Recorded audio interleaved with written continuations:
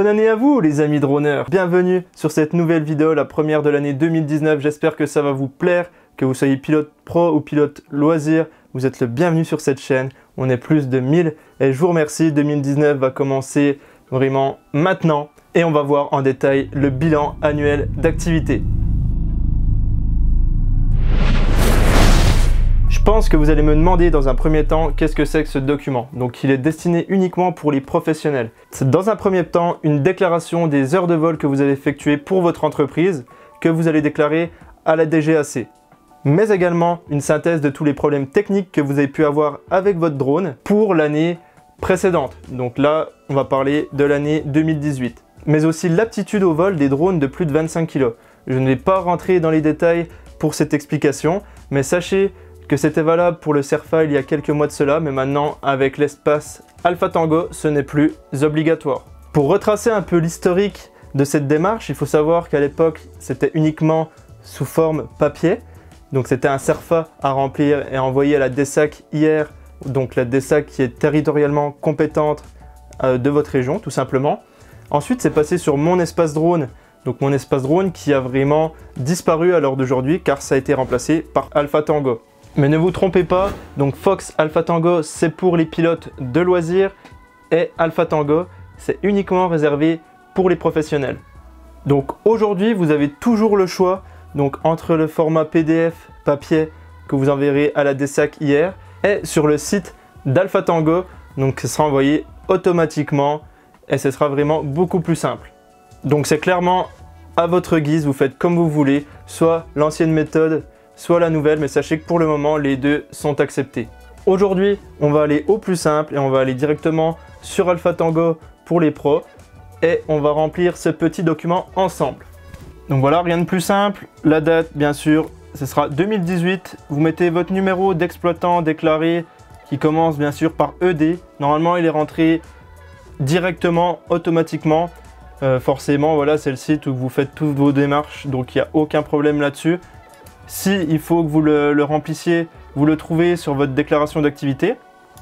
Donc ne faites pas attention au nom et au numéro d'exploitant qui sont présents. Donc voilà, c'est mes informations personnelles, mais il n'y a aucun risque.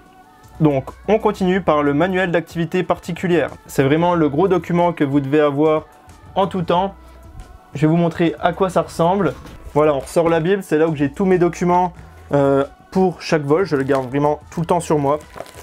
Et on a les différents maps. Donc moi, pour ma part, j'ai un map, j'ai fait une révision une seule fois. Donc entre la référence et l'édition, c'est totalement différent, hein. La référence, moi, c'est 1.0 pour le moment parce que j'ai édité vraiment mon manuel d'activité particulière une seule fois et j'ai uniquement fait une seule modif. Donc là, c'est une révision. Donc je suis dans la version 1.1. Si vraiment je dois tout modifier, que j'emploie du nouveau personnel, que je change de statut juridique, que je change de drone et que je dois vraiment tout rééditer, ce sera plus la référence 1.0, mais 2.0.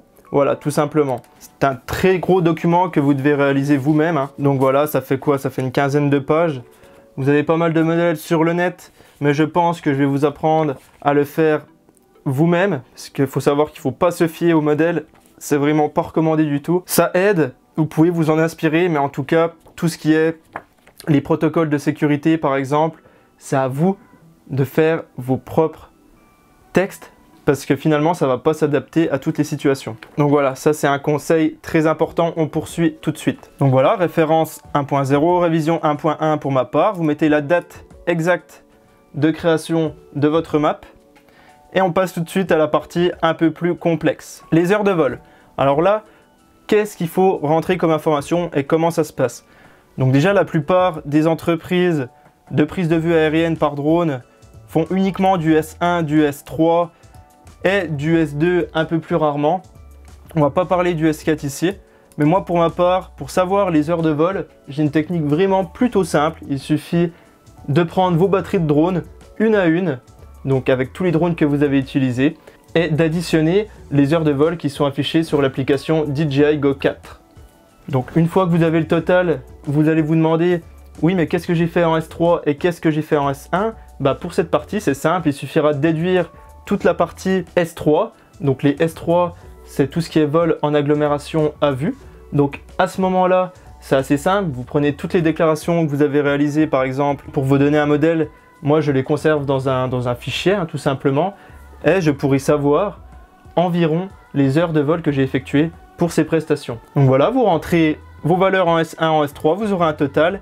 Et ensuite, il y a la deuxième partie ici, qui est plutôt simple à remplir, en sachant que moi, je fais que de l'audiovisuel. Donc toutes mes heures de vol seront accumulées juste ici. Si vous faites des autres domaines, n'hésitez pas à compléter correctement. Mais les totaux devront être égaux. Donc voilà, vous avez rempli la partie la plus compliquée, la plus longue, la plus fastidieuse.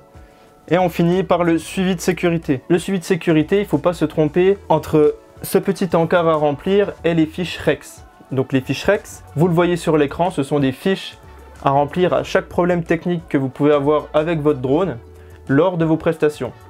Donc ce que je vous conseille dans ce suivi de sécurité, pour ce document bien précis, vous faites une synthèse, donc vous mettez sous forme de tiret, voilà, j'ai perdu le signal GPS, mon drone s'est crashé, telle date, telle heure, et vous mettez dans les fichiers à joindre juste ici les fiches REX, comme ça vous êtes tranquille, ils ont toutes les informations nécessaires. Et on finit par l'engagement, nom, prénom, la qualité, donc il parle bien de personne morale, donc pour ma part ce sera Drone Ambition, et vous appuyez sur enregistrer. Et là, vous êtes parti les amis, vous aurez pu à le faire jusqu'à l'année suivante. C'est bien beau toutes ces infos, mais vous ne savez pas quand est-ce qu'il faut remplir ce document. Mais si je fais cette vidéo ce jour précis, c'est parce qu'il faut le remplir en janvier. Donc vous avez du 1er janvier au 31. Ne faites pas l'erreur de le donner en retard, sinon vous allez être vraiment très embêté. Donc voilà, c'est vraiment un document obligatoire, sinon vous ne pourrez plus exercer. Pour la version sur Alpha Tango, vous pouvez l'envoyer vraiment jusqu'au 31 inclus, mais pour la version papier, franchement, prenez-vous-y à l'avance. Moi, je vous conseille de le faire le 23, le 24, grand maximum. Bien sûr, je vous mets tous les liens indispensables pour réaliser ce bilan annuel d'activité dans la description. Vous y trouverez également la fiche REX, mais aussi toutes les DSAC IR, donc territorialement compétentes, pour vos régions. Et tout ça, c'est pour vous. Drone Time! Le petit Drone Time qui va bien, donc on est avec la radiocommande du DJI Inspire 2. Et ce que peu de monde sait, c'est que celle-ci vous permet de recharger soit votre portable ou votre tablette. C'est une chose très importante à savoir, car c'est la seule radiocommande de ce type à vraiment recharger un contrôleur. Donc peu importe le support, hein, bien évidemment. Donc vous voyez, il suffit d'aller sur la petite icône radiocommande et vous voyez Mobile Phone Charge Settings. Donc soit vous avez une version où vous donnez beaucoup de puissance à la charge avec le large current, ou si vous êtes en small current, le portable va recharger mais plus lentement. Voilà, c'est terminé pour cette vidéo les amis, merci beaucoup. Vous pouvez aller faire un petit tour sur le compte Utip, donc ça permet de nous financer gratuitement. Vous ne perdez pas d'argent et nous, ça nous en fait gagner quelques centimes, quelques euros pour aider la chaîne à grandir. Je vous dis à très bientôt pour la prochaine vidéo. Si cette vidéo vous a plu, profitez-en pour y laisser un pouce bleu, un commentaire et surtout la petite cloche pour être averti à chaque sortie de vidéo. Et surtout, n'oubliez pas, dronez en toute légalité.